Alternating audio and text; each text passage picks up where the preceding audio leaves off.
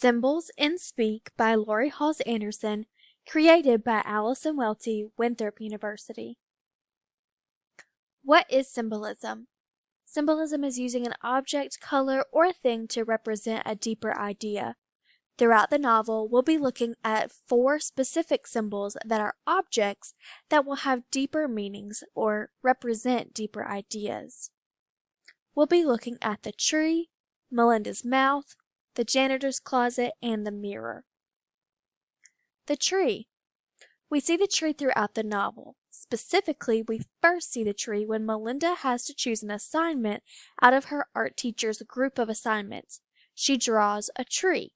So, pay attention throughout the novel to the colors, the style, and the situations that the tree will appear in.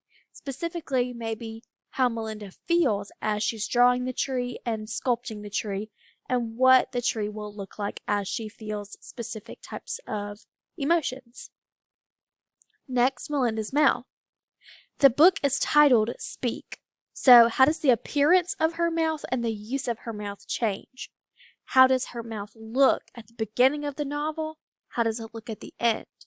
How does she use her mouth? What does she say at the beginning of the novel? What does she say at the end? The mirror. How does Melinda use the mirror? Or does she even use it? How does this change throughout the novel? We may see her at the beginning using a mirror in one way, and we may see her using a mirror in a different way at the end. Pay attention to what is going on while she's using the mirror, how she feels, and what these things might mean. Next, the janitor's closet. Why does Melinda go there? What does she do while she's there?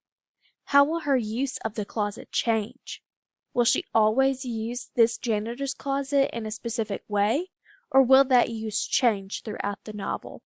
Pay attention to how she feels while she's in the closet, how she feels while she's not in the closet, how she feels when she is there alone, how she might feel if other people are there.